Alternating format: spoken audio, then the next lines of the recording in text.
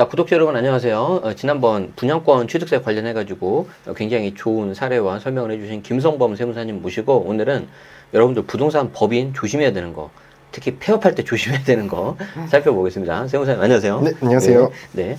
지난번 분양권 관련된 내용이 반응이 좋았어요. 네. 다행입니다. 네네. 그리고 이제 우리가 이제 좀 더 기다리고 있는 어떤 시장 정상화를 위해서 중과가 좀 현실적으로 맞게 되면 좋겠는데 그 내용이 또 나오면 당연히 와주실 거라 믿습니다.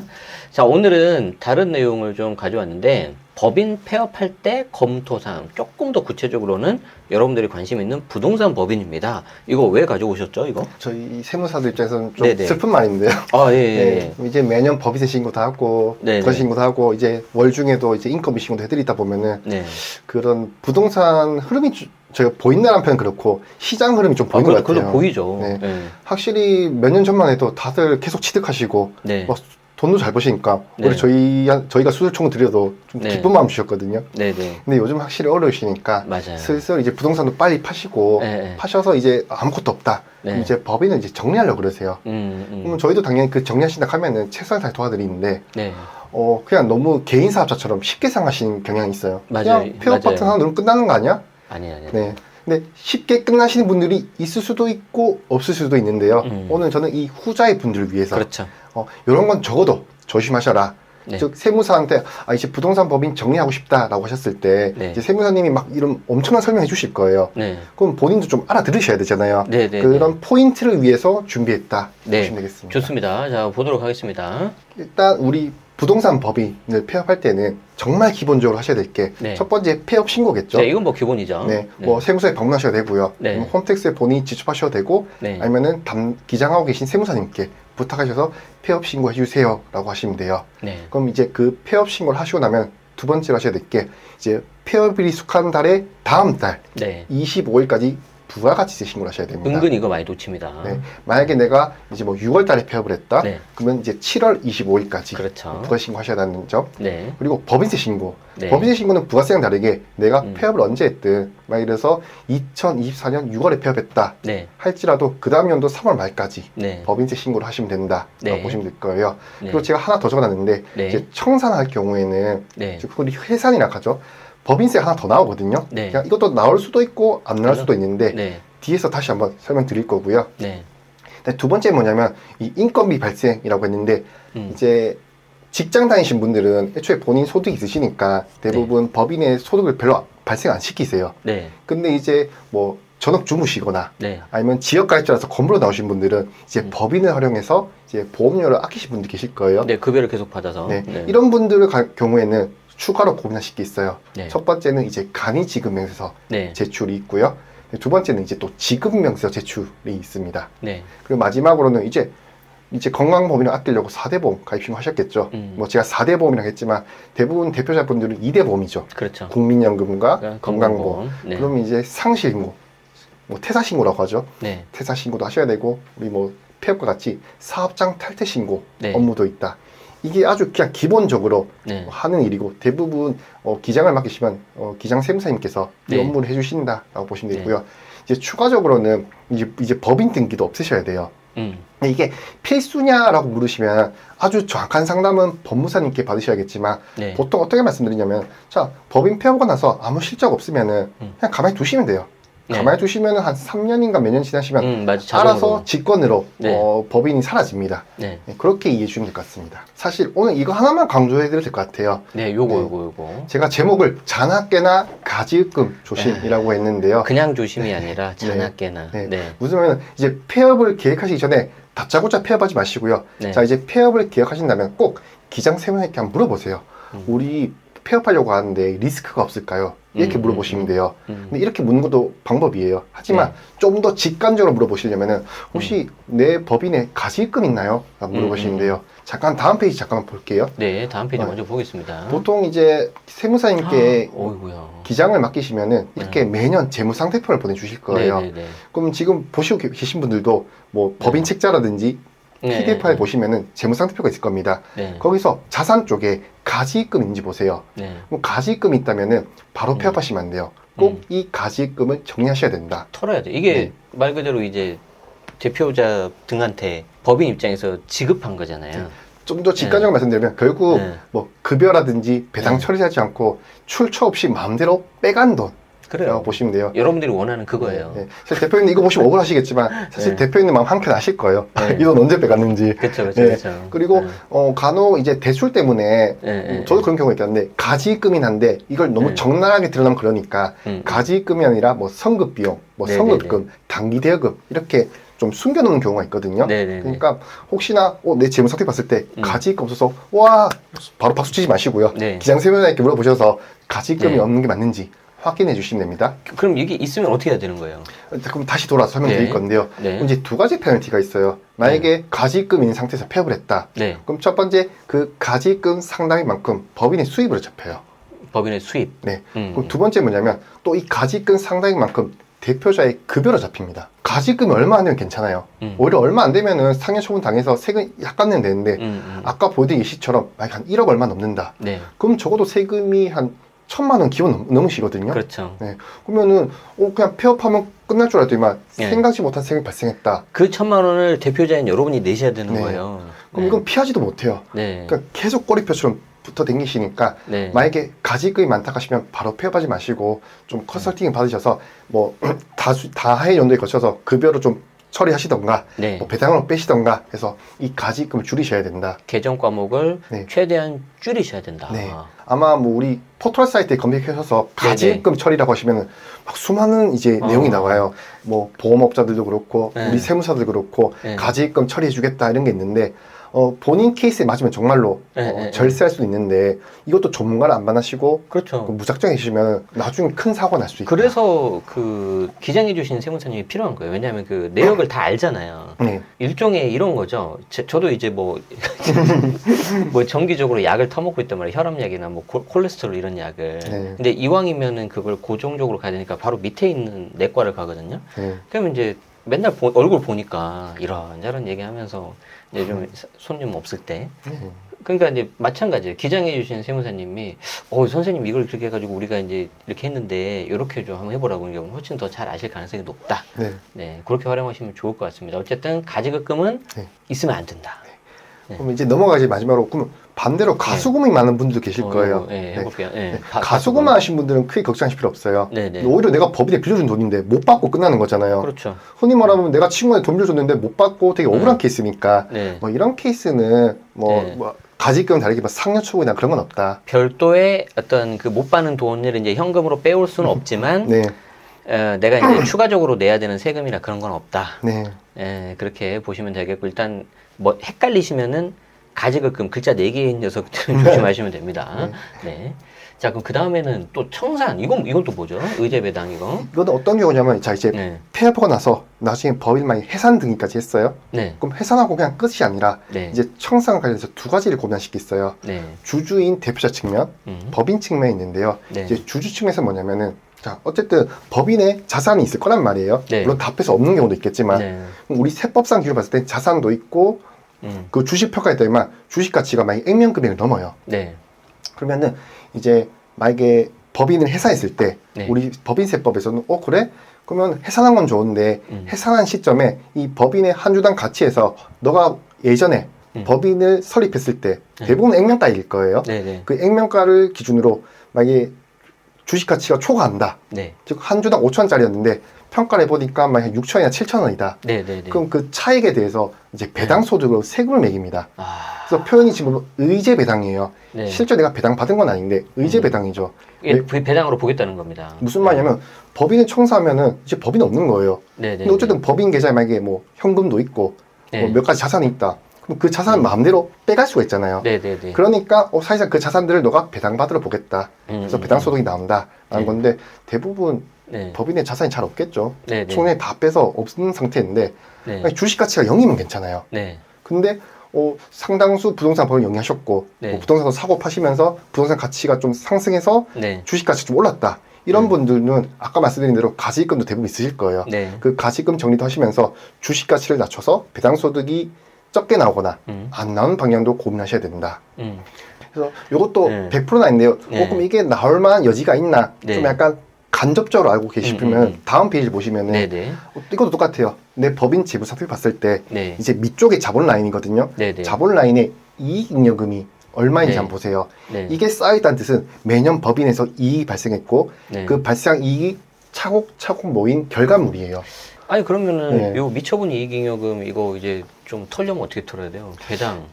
그렇죠. 이것도 좀 실망스러운 답변일 수 있긴 한데 배당 외에는 별로 급여 없죠. 처리하시고 급여 처리. 배당 처리하시고 또 사업 관련된 경비 잘 찾으셔서 지금 방금 말씀하신 급여 처리가 뭔지 아세요? 예를 들어서 배당 이익잉여금에서 1,000만 원을 없애요. 그럼 그 1,000만 원이 나한테 오는 게 아니고 그냥 저 재무상태에서 없어진다는 거예요. 근데 실질적으로 돈은 없는데 내 급여가 1,000이 올라가요. 맞죠? 네. 그러면 5월달 종합소득세 때 돈 더 내야 돼요. 속상하신 상황이죠. 물론 뭐 대출 받을 때 DSR은 좀 유리할 수 있어요. 네. 내가 소득이 늘어났으니까. 네. 그래서 여기서 반대로 네네네. 미처리 결손금이라고 뜨는 경우에는 아, 결국 적자가 쌓였다는 의미거든요. 그건 진짜 최악이지. 네. 적자가 쌓였으면 대부분 네. 제 경험상 네. 요 청사에다 의제배당 거의 안 나오세요. 그래서 네. 이제 세무사님 네. 대부분 잘 아시겠지만 그 네. 자본 잠식을 대부분 이 자본금이랑 합쳐서 그렇죠, 보시더라고요. 그렇죠. 그래서 꼭 자본금 금액이 얼마인지 그렇죠. 그리고 미처리 결손금이랑 퉁쳐서 네. 잠식이 나시는지 네. 이것도 맞아요. 보셔야 돼요. 맞아요. 근데 보시려면은 이제 대부분 부동산 법인 전문하신 세무사님들은 미리 결산해 주세요. 맞아요. 미리 결산하시고 아마 2가지 포인트 주실 거예요. 네. 첫 번째 증자를 하시겠습니까? 두 번째는 만약 가수금이 있다. 그럼 가수금을 포기하시겠습니까? 네. 그럼 이제 네. 내가 돈 빼오려고 가서금 5천 넣어놨는데 네. 이거 그냥 날아가는 거예요. 네. 그리고 이번에는 이제 법인 관점인데요. 네, 법인 거죠. 결국 네. 법인도 우리가 재무상태표 보면은 자산도 있고 네네. 부채가 있는데 이거는 그냥 직관적으로 보시면 이렇게 보시면 돼요. 아, 법인의 자산이 좀 많고 그 자산의 가치가 많은 상태에서 만약 청산을 한다. 그럼 이런 경우에는 우리가 일반적으로 삼아내는 걸 제가 흔히 일반 법인세라 그럽니다. 네네네. 그리고 뭐 주택을 팔았다? 그건 정확한 명칭은 뭐 토지 등 추가 양- 양도 차익에 네. 대한 추가. 네. 근데 저도 그냥 기차에서 그냥 특별 예, 법인세라고 예, 말씀드려요. 예, 예. 대부분 이 법인세 좀 아실 거예요. 투자하신 분들은. 네, 네, 근데 해산하실 때 네. 하나 더 있어요. 네. 청산소득에 대한 법인세. 청산소득에 대한 법인세. 얘도 네. 무조건 나온다는 게 아니라 네. 뭐 직관적으로 말씀드리면은 순자산이 큰 경우에는 나온다. 네. 예, 즉 자산보다 부채가 많고 자산의 가치가 높으면은 대부분 나오신다 알아보시면 되고요. 이것도 결국 앞에 가지금 뭐 의제배당 다 연결된 거예요. 네. 그러니까 미리미리 좀 대비해서 최대한 줄이거나 네. 없게 하거나 이렇게 고민하시는 게 최선의 방법이다. 네. 방금 말씀드린 게 네. 세 가지를 말씀드렸는데 그게 가장 큰 포인트라고 네, 네. 보시면 될 것 같아요. 한번 짚어볼까요? 네. 그 첫 번째 가지급금. 가지급금. 너무 중요해요. 네. 네. 저희가 법인 기장할 때 부동산 법인이든 아니든 항상 저희 세무사들의 고민은 가지급금입니다. 가지급금. 제일 중요하다. 별표 네. 3개짜리라고 보시면 되고요. 네. 그 다음에 이제 청산에 따른, 즉 해산이죠. 네. 뭐 해산에 따른 의제배당. 의제배당. 주주 입장에서 네, 네, 그리고 또 법인 입장에서 청산소득에 대한 청산소득. 법인세. 네. 이 세 가지가 정말 핵심 세 가지라고 네, 네, 보시면 돼요. 네. 비율로 따지면 가지급금이 거의 90%. 네, 네, 네. 그 다음에 의제배당이 뭐 한 9%, 네. 청산배당이 1%인데 네. 퍼센트로 구별해서 이게 법인세는 안 중요하네 그 뜻이 아니라 네, 네. 부동산 법인 하신 분들이 대부분 가지금이 문제다 보니까 네. 물론 슬픈 내용인데요. 네, 네. 만약에 부동산 투자를 했는데 법인으로 잘 안 됐어요. 네. 그럼 가수금이 많아요. 네. 그런 분들은 고민하실 필요 없는데 네. 그럼 이 영상 보시면서 씁쓸해지는 거죠. 그렇죠. 차라리 가지금 많아서 고민하는 게 낫지. 그렇지. 내가 돈이라도 네. 빼앗으니까. 네. 그리고 이제 그 외 검토 사례를 해서 정말 좀 지역적인 부분인데 네, 네. 간단하게 말씀드려 볼게요. 네. 이 1번이 뭐냐면요. 네. 이렇게 보시는 거예요. 만약에 저도 좀 어느 정도 돈이 있고 우리 제니스님께 돈이 있어요. 그래서 가치 투자를 하는 거예요. 아, 네, 부동산 설립해서 5대5로. 5대5로. 그러다가 뭐 잘 안 됐어요. 네, 네. 그래서 저는 이 부동산 꼴 보기 싫은 거예요. 네, 네. 그래서 이제 제안 드리는 거죠. 네. 그냥 부동산 가치만큼 내 주식 좀 사가면 안 돼? 그렇죠. 그렇죠. 너가 다 100% 가져가. 네, 네. 이렇게 하는 경우가 있어요. 네, 네, 네. 근데 그렇게 해서 뭐 주식 양도세만 고려하시는데 네. 간주치익세라는 게 있다. 네, 네, 네. 그래서 5대5였다가 한쪽이 100% 됐으면 그렇죠. 판 사람이 양도세만 있는 게 아니라 네. 판 사람이 양도세 문제만 있어요. 판 사람은 양도세. 네. 보통 일반적으로 주식 사면은 산 사람은 샀을 당시에는 아무 문제가 없어요. 돈만 있으면 되죠. 돈만 잘 주면 돼요. 네, 네. 근데 이제 가점 주주에 대한 간주치익세라고 해서 네, 네. 이제 지분 비율이 50%를 초과하는 경우에는 네. 그 법인 재무제표에 만약 부동산이 있다. 네. 그럼 장부가액 기준으로 내 지분율에 대해서 2.2% 네. 취득세가 나와요. 2.2%? 네. 이거 엄청 크죠. 만약에 내가 20억짜리 투자했다. 네. 그럼 2.2%면은 벌써 한 4천? 네, 5천? 맞아요. 5천? 그러면 이제 예를 들어서 20억짜리를 내가 50% 갖고 있으면 10억이잖아요. 네. 그러면 그 10억에 대해서 이점이에요? 아니면 전체에 대해서 이점이에요? 이것도 케이스만 달라요. 애초에 5대 5였다가 만약에 이번에 50% 취득하면서 100% 됐다. 네네. 그럼 처음으로 가점주가 된 거니까 그렇죠. 그냥 만약 부동산이 20억이다? 그럼 지분율 100%로 봐서 네. 2.2% 취득세가 나와요. 그러면 네. 한 번 더 내는 거죠, 취득세를. 예전에 한 번 냈는데. 네. 예, 이게 지방세는 그렇게 보는 것 같아요. 내가 만약에 다이렉트로 부동산 샀으면 취득세 낼 거잖아요. 그렇죠. 근데 주식을 거래해버리면은 네네. 이 부동산 취득세를 피할 수 있다 보니까 네. 그 피하는 걸 방지하려고 네네. 과거부터 이게 있는 법인데 네. 대부분 사실 부동산 거래 하시는 분들은 본인 네. 가족을 끼거나 본인이 네. 100% 주주라서 이 네. 케이스가 흔하진 않아요. 네, 아까 네. 말씀드린 가끔 친구끼리 동업했을 때 그냥 혼자 하십시오, 여러분. 네, 그게 제일 깔끔합니다. 여러모로 동업은 머리 아프다. 네. 아니면은 뭐 이런 경우는 괜찮아요. 만약에 부동산인데 네. 부동산을 팔았어요. 네. 그래서 법인 재무상태표에 부동산 아무것도 없어. 네. 이런 경우에는 주식 팔더라도 그렇죠. 취득세 문제가 없어요. 네. 핵심은 이제 이 주식을 파는 시점에 법인 재무제표에 부동산이 있냐 없냐. 그렇죠. 더 정확하게 말씀드리면 취득세 과세 대상 자산이 있냐 없냐를 보셔야 돼요. 근데 뭐 대표적인 부동산이죠. 네. 그 외에는 뭐가 있을까 보면 차량, 차량. 뭐 리스 이런 건 괜찮은데 네네. 그냥 할부도 뭐 많이 구입을 했다. 네네. 뭐 회원권, 뭐 취득세 과세되는 회원권들 있잖아요. 그런 게 있을 때만 조심하시면 된다라고 네네. 보시면 될 것 같아요. 네. 자, 그리고 두 번째는 뭐죠? 두 번째는 뭐 앞서 기본적으로 말씀드리긴 했는데 만약에 법인에서 내가 대표자 급여 처리를 해서 네. 직장 가입자로서 건물을 갖고 있었단 말이에요. 네. 근데 이제 폐업을 해버리면은 이제 본인은 빠져나오겠죠. 네. 그럼 이제 지역 가입자가 될 거잖아요. 그렇죠. 그러면은 생각지 못하게 건물료가 더 나올 수도 있으세요. 생각보다 많이 나왔었죠. 만약 소득 기준으로 본다면은 크게 안 나오시는데 만약에 본인이 개인 명의로도 부동산 투자를 많이 했어요. 그러면 아시다시피 부동산에 대해서 지역 가입자는 건물료가 나오잖아요. 네. 그러니까 그 점을 참고하셔라. 네. 사실 이거는 피할 수 있는 건 아니에요. 네네. 아까 말한 대로 이제 폐업을 할까 말까를 고민했을 때 네. 만약에 내가 폐업하게 되면 건물료가 이제 월 막 4, 50 나온다. 네네. 근데 근데 직장 가입자 있을 때는 뭐 7만 원밖에 안 나온다. 네. 그러면은 굳이 폐업할 필요가 있을까? 물론 폐업을 안 하게 됐을 때 단점은 그거죠. 제 입으로 말하기는 좀 그렇지만 세무사 기장료가 좀 아깝긴 하시죠. 근데 그게 안 아까울 수 있어요. 네. 차라리 보험료 어쨌든, 내는 네. 것보다. 본인이 나가는 고정비 이런 계산해 보시고 수지타에 맞으면은 굳이 네. 폐업을 이거 보니까 좀 하나 이제 다른 게 생각이 나는데 네. 이제 법인 말고 네. 개인으로 주택임대를 하고 있단 말이에요. 네. 그럼 이제 남편이 직장인, 아내가 네. 피부양자. 네. 그러니까 이제 아내가 피부양자에서 개인으로 해가지고 주택임대 하는데 소득이 발생하면 또 지역가입자 빠져버리니까 네. 예를 들어서 이제 뭐 손익분배 비율을 하고 뭐 증빙 자료 갖춰서 남편으로 계속 받고 있는 거예요. 네. 그러면 이제 소득 금액이 남편으로 가니까 계속 피부양자 유지할 수도 있잖아요. 네, 맞습니다. 예, 네. 인정받으면. 근데 네. 만약에 똑같은 케이스를 네. 법인으로 했다. 그럼 심플하죠. 네. 예를 들어서 뭐 주주 지분이 예를 들어서 5대 5예요. 네. 근데 만약에 그런 방식으로 해가지고 한 명한테 수익 금액을 뭐 몰아주는 케이스 그런 것도 가능해요? 그러니까 법인이 있긴 한데 여전히 네. 주택임대 소득 모르는 거 말씀하시는 네, 주택임대. 그죠? 예, 가능하죠. 그때 뭐 다른 이슈는 나올 수 없나요? 뭐 딱히 큰 이슈는 없으세요. 예를 들어서 뭐 혹시 이제 지분이 5대 네. 5인데 네. 수익을 한쪽으로 했을 때 무슨 증여 이슈가 있다거나.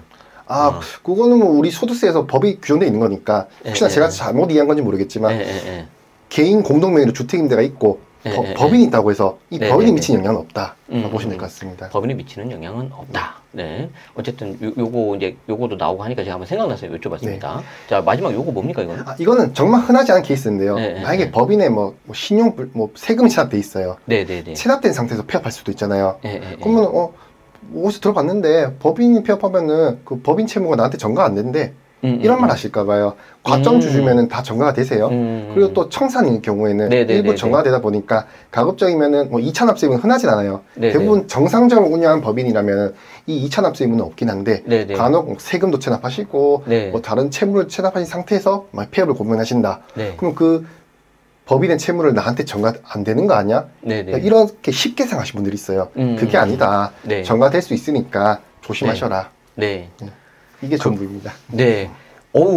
저는 사실 이거 이제 그 법인 이거 폐업하는 거 관련해가지고 이제 간단하게 이제 핵심 위주로 이렇게 딱 하려고 했었는데 얘기를 들어보니까 이제 저도 궁금한 게 생기고 아마 이 영상을 보신 분들도 더 이제 추가적으로 궁금하신 분들이 계실 수 있을 것 같아요. 예, 그래서 아까도 말씀드린 것처럼 이제 법인을 하신 분들은 특히 사업자 있으신 분들은 기장하시는 세무사님 계시니까 꼭 상담 자주 하시고요.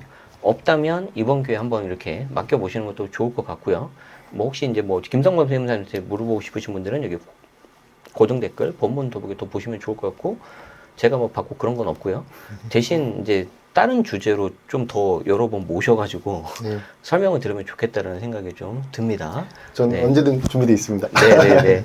지금 박사 과정이라서 바빠가지고 네, 시간 날 때마다 와주시면 좋을 것 같고요. 저희 오늘 또 채널 나오시는데 한번 소감이라든지 뭐 우리 구독자분들에게 하시고 싶은 말씀 좀 해주시면 고맙겠습니다. 네. 오늘 오랜만에 출연해서 저도 좀 되게 설렜어요. 네네네. 아침부터 빨리 시험 왔으면 좋겠는데 이런 생각 했었었는데 고맙습니다. 다행히 오늘 반갑게 맞이해 주셔서 감사드리고요. 네네. 또 저도 영상을 보긴 하지만 혹시 댓글로 질문 같은 거 남겨주시면 네네네. 제가 튼튼히 봐서 좀 네. 답변 남길 수 있도록 하겠습니다. 네, 고맙습니다. 저희는 언제든지 열려 있습니다. 네. 아무튼 자주 이렇게 해가지고 여러분들에게 좋은 정보 드릴 수 있도록 하겠습니다. 여러분 좋아요, 구독 부탁드리겠습니다. 고맙습니다, 세무사님. 네, 감사합니다. 네.